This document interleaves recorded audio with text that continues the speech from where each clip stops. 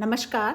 चौधरी बल्लू राम गोदारा राजकीय कन्या महाविद्यालय श्री गंगानगर राजस्थान से मैं बबीता काजल। आज हम बात करने वाले हैं एक एकांकी के बारे में जिसका नाम है एक तोला अफीम की कीमत, और एकांकीकार लेखक हैं डॉक्टर रामकुमार वर्मा। यह एकांकी महाराजा गंगा सिंह विश्वविद्यालय बीकानेर के बीए सेकेंड ईयर हिंदी के प्रथम प्रश्न पत्र का हिस्सा है, लेकिन लोकप्रिय एकांकी होने के कारण यह सबके लिए, सब हिंदी विद्यार्थियों के लिए रोचक विषय है, रुचि का विषय हो सकता है। आइए देखते हैं इस एकांकी के कथानक और इसकी विशेषताओं पर बात करते हैं। सबसे पहले हम इसके कथानक के बारे में जानेंगे। जब इसका प्रारंभ होता है तो इस एकांकी में प्रमुख पात्र दो ही हैं, मुरारी मोहन व कुमारी विश्वमोहिनी।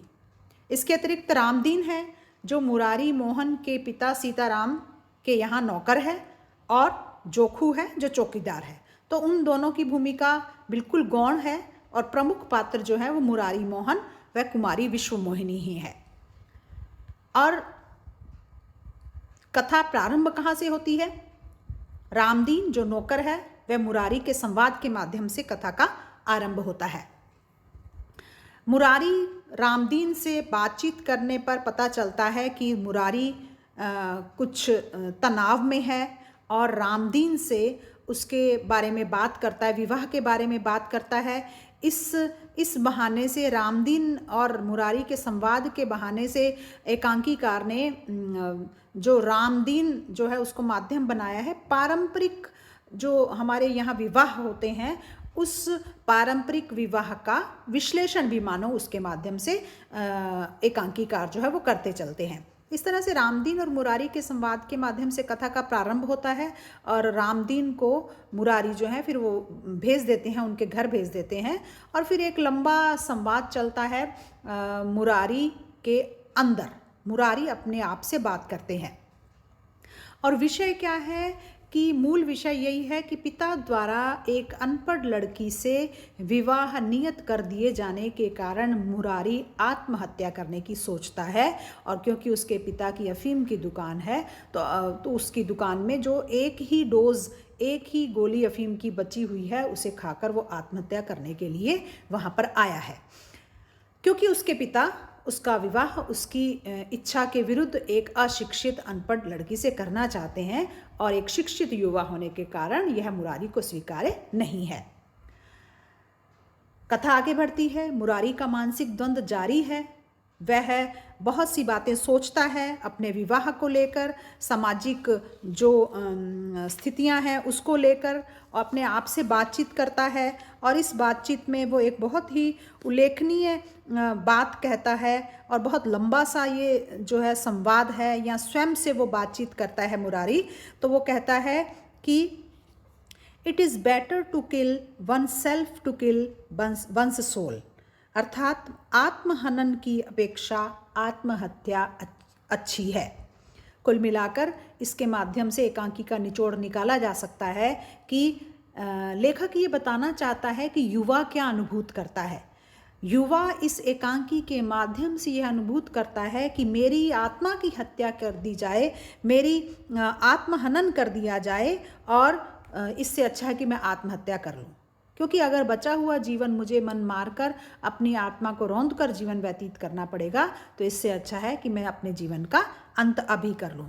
इस तरह से अपने बारे में बहुत सारी बात करते हुए, और बहुत सारी उथल पुथल के बीच, ऊहा-पोह के बीच में वह सोचता है कि मैंने पत्र तो लिखा ही नहीं है। पहले वो अफीम लेने की सोचता है कि किस तरह से करूँ मैं आत्महत्या, फिर उसके बाद वह कहता है कि नहीं, मैं पहले पत्र लिख लूँ। और इस तरह से पत्र लिखने के बाद में जब वो अपने आप को तैयार करता है आत्महत्या करने के लिए, तभी दरवाज़ा खटखटाता है।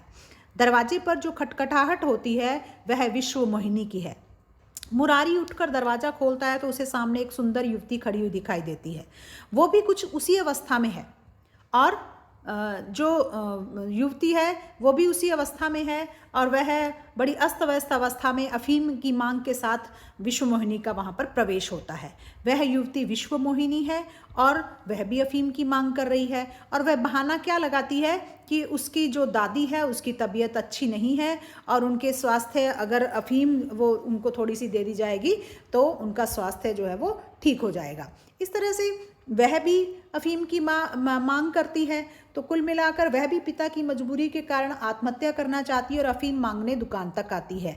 और पिता की मजबूरी क्या है कि उसके पिता गरीब हैं, निर्धन हैं और जहाँ पर उसके अपनी बेटी का विवाह करने जा रहे हैं उनकी दहेज की मांग है।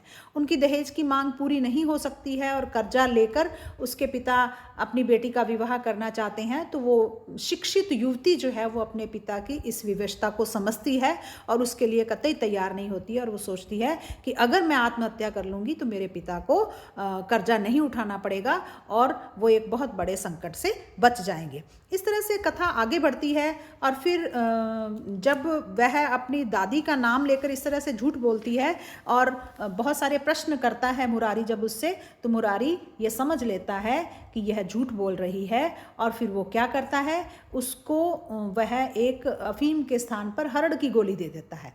और जब वह हरड़ की गोली खा लेती है लेकिन वो उसका असर नहीं होता है, वो उसे अफीम समझ के खाती है, उसका असर नहीं होता है, तो मुरारी जो है वो उसे सच बता देता है कि मैंने तुम्हें अफीम न देकर हरड़ की गोली दी थी। और फिर दोनों आपस में एक दूसरे से बातचीत करते हैं, एक दूसरे की समस्या को समझते हैं और वो कुल मिलाकर ये जान लेते हैं कि दहेज एक बहुत बड़ी समस्या है जिसके कारण मुरारी को एक अनपढ़ लड़की से विवाह करने के लिए विवश किया जा रहा है और दूसरी तरफ विश्वमोहिनी को एक ऐसे पिता की विवशता को देखना पड़ रहा है जो किसी भी तरह से ससुराल पक्ष द्वारा, पुत्री के ससुराल पक्ष द्वारा मांगी गई मोटी धनराशि को देने के लिए सामर्थ्य नहीं रखता है।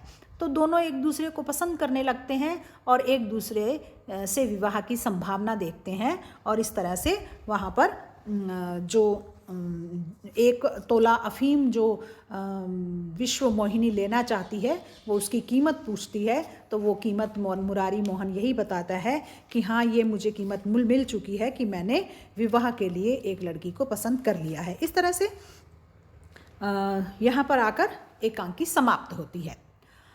अब हम बात करते हैं एकांकी की विशेषताओं के बारे में। एकांकी की विशेषता, सबसे पहली विशेषता, उसका संदेश क्या है, उसका प्रतिपाद्य क्या है। उसका प्रतिपाद्य है दहेज समस्या से जूझ रहे युवा मन की पीड़ा को अभिव्यक्ति देना। और कहीं ना कहीं एकांकीकार यह संदेश भी देना चाहता है कि सामाजिक समस्याओं के समाधान का दायित्व युवा हाथों में है। वो आगे आएं, वो दायित्व उठाएं, वो क्रांतिकारी कदम उठाएं, वो निर्णय पर आएं, अटल रहें अपने निर्णय पर, साहस दिखाएं, तो समाज की कोई भी समस्या ऐसी नहीं है जिसे समाप्त न किया जा सके। और संवाद जहाँ तक हम देखते हैं बहुत रोचक संवाद हैं, सहज हैं, पात्रानुकूल संवाद हैं। रामदीन का संवाद है तो उसमें ग्रामीण भाषा का प्रयोग है और मुरारी मोहन जब विचार करता है, सोचता है, तो वहाँ अंग्रेजी भाषा का भी प्रयोग है, तो पात्रानुकूल संवाद है। मानसिक द्वंद्व के लिए बड़े संवाद का भी प्रयोग किया गया है, जैसा कि हम मुरारी के संवाद में देखते हैं। इसी तरह से जब रामदीन विवाह प्रसंग आता है और रामदीन जो है वो अपने विवाह को लेकर क्या कहता है, वो एक बड़ी वहाँ पर रोचक सी चीज़ वहाँ पर एकांकीकार ने दिखाई है और वो कहता है, राम कहो सरकार हम तो उही का तब जाना जब तेजी का जलम होए का बखत आया। सरकार भरे घर में कौन केका देखत है, माँ बाप सब्बे तो रहे, जब लो तेजी के माँ से मुलाकात को बकत आवेल तब लो घर में अंधियार होए जात रहा। और सरकार आपन मेहरिया का मुंह देखे से का, देखे तो ठीक न देखो तो ठीक, जब ऊ का अपनाए लिहिन तब सरकार भली बुरी सभ्य ठीक है। इस तरह से रामदीन जब अपने विवाह की बात करता है तो हमारे पारंपरिक विवाह की कुछ चीज़ें जो हैं वो सामने आती हैं। और इसके साथ ही शिक्षित युवा विवाह को लेकर क्या सोचता है और उसके परिवर्तित दृष्टिकोण का चित्रण भी यहाँ पर किया गया है कि शिक्षित युवा जो है वो विवाह को लेकर किसी भी प्रकार के समझौते के लिए तैयार नहीं है। वह विवाह को एक पवित्र रिश्ता मानता है और इसीलिए वो उस रिश्ते में तभी बंधना चाहता है जब वो मानसिक रूप से स्वयं तैयार हो और एक दूसरे का सम्मान कर सके। दहेज समस्या ही नहीं दिखाई गई है इस एकांकी में, उसके समाधान की भी बात की गई है और समाधान किसके माध्यम से दिखाया गया है? मुरारी मोहन और विश्वमोनी के माध्यम से। इस तरह मानसिक, पारिवारिक, सामाजिक द्वंद्व के द्वारा कहानीकार ने, एकांकीकार ने आदर्श की स्थापना पर बल दिया है। अब चाहे एकांकीय तत्वों के आधार पर हम उसको विश्लेषण करें, कथा वस्तु है, संवाद है, पात्र चरित्र चित्रण है, भाषा शैली है, अभिनेता है, सभी आधारों पर यह एकांकी जो है वो सफल प्रतीत होती है। और एक तरह से लेखक, एकांकीकार कहीं ना कहीं ये कहना चाहता है कि जहाँ पर दो युवा, युवक और युवती परस्पर जब एक दूसरे के सपने, एक दूसरे की आकांक्षाओं, एक दूसरे की जो मान सम्मान है उसका ध्यान रखेंगे, परस्पर एक दूसरे को सम्मान देंगे, तभी जाकर वह विवाह सफल होगा। इस तरह से कहीं ना कहीं वो एक पुरानी पीढ़ी को भी यह संकेतित कर रहे हैं कि आज के युवा को किसी भी तरह से विवाह के बंधन में बांधने से पहले उसकी इच्छा को, उसके जो विचार हैं उनको सम्मान अवश्य दिया जाना चाहिए, तभी वह विवाह सफल होगा, टिका रहेगा और समाज की उन्नति में कारक होगा। ये है एकांकी, एक तोला अफीम की कीमत, उसकी विशेषताएं और उसके एकांकीकार हैं डॉक्टर रामकुमार वर्मा। आज के लिए इतना ही, धन्यवाद।